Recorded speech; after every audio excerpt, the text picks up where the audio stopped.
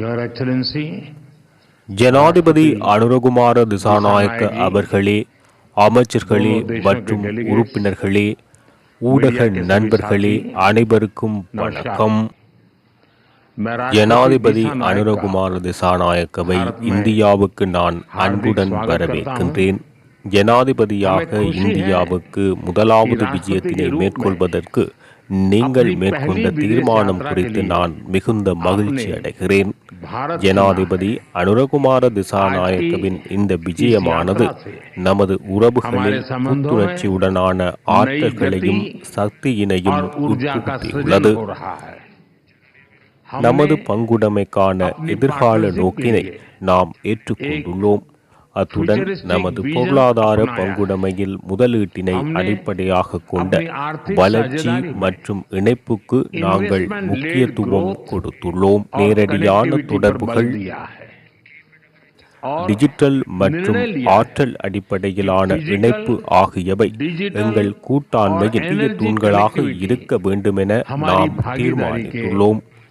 இரு நாடுகளுக்கும் இடையிலான மின்சார வலையமைப்புக்கான இணைப்பு மற்றும் பல்பொருள் பெட்ரோலிய உற்பத்திகளை விநியோகிக்கும் குழாய் கட்டமைப்பு ஆகியவற்றை ஸ்தாபிப்பதற்கும் நாம் பணியாற்றவுள்ளோம். சம்பூர் சூரிய கல மின்சக்தி திட்டம் துரிதப்படுத்தப்படும். இவற்றுக்கு மேலதிகமாக இலங்கையில் உள்ள மின் உற்பத்தி நிலையங்களுக்கு LNG வழங்கப்படும்.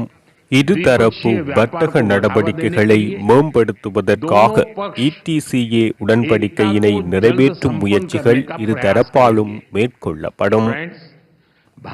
இன்று வரை 5 பில்லியன் அமெரிக்க டாலர் பெறுமதியிலான நன்கொடை மற்றும் கடனுதவி இந்தியாவால் இலங்கைக்கு வழங்கப்பட்டுள்ளது. இலங்கையில் உள்ள 25 மாவட்டங்களும் நாங்கள் ஆதரவினை வழங்கி வருகின்றோம்.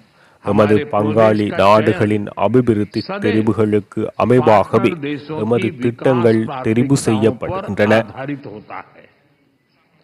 இந்த ஆதரவினை தொடர்ந்து முன்னெடுத்து செல்லும் வகையில் மாஹோ முதல் அனுராதபுரம் வரையிலான ரயில் பாதை சமிக்கைகள் மற்றும் காங்கேசன்துறை துறைமுக மீளமைப்புக்காக நன்கொடை அடிப்படையிலான ஆதரவை வழங்க தீர்மானித்துள்ளோம்.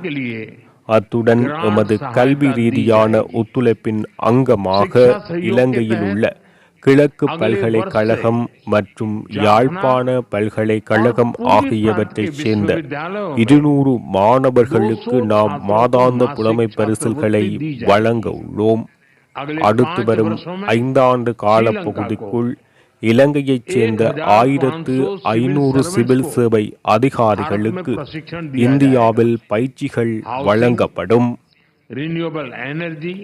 வீடமைப்பு திட்டம், புதுப்பிக்கத்தக்க சக்தி மற்றும் உட்கட்டமைப்பு சார்ந்த திட்டங்களுடன் இலங்கையின் விவசாயம், பல்பொருள் உற்பத்தி மற்றும் பாற்பொருள் துறை, மீன்பிடி ஆகிய துறைகளுக்கும் இந்தியா தனது ஆதரவை வழங்கும்.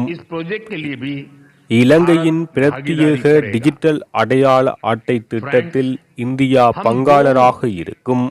எமது பாதுகாப்பு ஒன்றுடன் ஒன்று இணைக்கப்பட்டுள்ளது என்பதில் ஜனாதிபதி திசாநாயக்க அவர்களும் நானும் முழுமையான இணக்கப்பாட்டினை கொண்டிருக்கின்றோம். பாதுகாப்பு ஒத்துழைப்பு உடன்படிக்கையினை துரிதமாக நிறைவேற்ற வேண்டுமென நாம் தீர்மானித்துள்ளோம். அத்துடன் நீரியல் சார்ந்த துறைகளில் ஒத்துழைப்புடன் செயற்பட நாம் இணங்கியுள்ளோம்.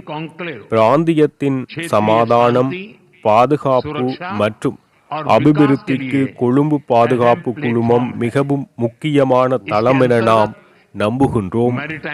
இவ்வாறான குடையின் கீழ் கடல்சார் பாதுகாப்பு, பயங்கரவாத ஒழிப்பு, இணைய பாதுகாப்பு, ஒழுங்கமைக்கப்பட்ட குற்றங்கள் மற்றும் கடத்தல்களுக்கு எதிரான போராட்டங்கள், மனிதாபிமான உதவி மற்றும் அனர்த்த நிவாரணம் ஆகிய விடயங்களிலும் ஆதரவு வழங்கப்படும். இந்தியா இலங்கை மக்களிடையில் காணப்படும் உறவுகள் நமது நாகரிகங்களில் வேரூன்றியவை ஆகும். பாலி மொழியினை செம்மொழியாக அறிவித்த தருணத்திலும் அதனுடன் இணைந்த கொண்டாட்டங்களிலும் இலங்கையும் எம்முடன் இணைந்திருந்தது. கப்பல் சேவைகளும் சென்னை யாழ்ப்பாண விமான இணைப்புகளும் சுற்றுலாத்துறையினை மாத்திரம் மேம்படுத்தவில்லை, ஆனால் கலாச்சார உறவுகளையும் வலுவாக்கியுள்ளன. நாகப்பட்டினம் மற்றும் காங்கேசன் துறைக்கு இடையிலான கப்பல் சேவைகள் வெற்றிகரமாக மீள ஆரம்பிக்கப்பட்டிருக்கும் நிலையில் ராமேஸ்வரம் மற்றும் தலைமன்னார் இடையிலான கப்பல் சேவையினை ஆரம்பிக்க நாங்கள் கூட்டாக தீர்மானித்துள்ளோம். பௌத்த மத வளாகம் மற்றும் இலங்கையின் இராமாயண சுவடுகள் மூலம் சுற்றுலாத்துறையில் காணப்படும் மகத்தான ஆற்றலை உணர்ந்து கொள்வதற்கான செயற்பாடுகள் முன்னெடுக்கப்படும். நமது மீனவர்களின் வாழ்வாதாரத்துடன் தொடர்புடைய விவகாரங்கள் குறித்து விரிவான கலந்துரையாடல் இடம்பெற்றது. இந்த விவகாரம் தொடர்பாக மனிதாபிமான ரீதியிலான அணுகுமுறையினை கடைபிடிக்க வேண்டுமென நாம் இருவரும் இணங்கியுள்ளோம். அத்துடன் இலங்கையின் நல்லிணக்கம் மற்றும் புனரமைப்பு குறித்து நாம் கலந்துரையாடியுள்ளோம். ஜனாதிபதி அனுரகுமார திசாநாயக்க அனைவரையும் உள்ளடக்கிய தனது நோக்கு குறித்து என்னிடம் தெரிவித்துள்ளார்.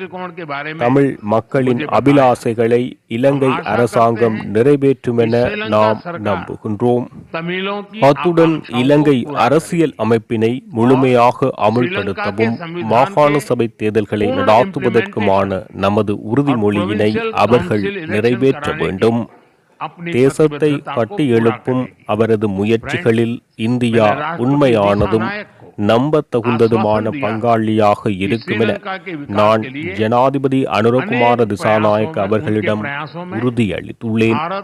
ஜனாதிபதி திசாநாயக்க அவர்களையும் அவரது தூதுக்குழுவினரை மீண்டும் ஒரு முறை அன்புடன் இந்தியாவுக்கு வரவேற்கின்றேன். அத்துடன் புத்தகயாவுக்கு அவர் மேற்கொள்ளும் விஜயம் சிறப்பானதாக அமைய வாழ்த்துவதுடன் அவ்விஜயமானது ஆன்மீக சக்தி மற்றும் புத்துணர்ச்சி ஆகியவற்றால் நிறைந்திருக்கும் என நம்புகின்றேன்.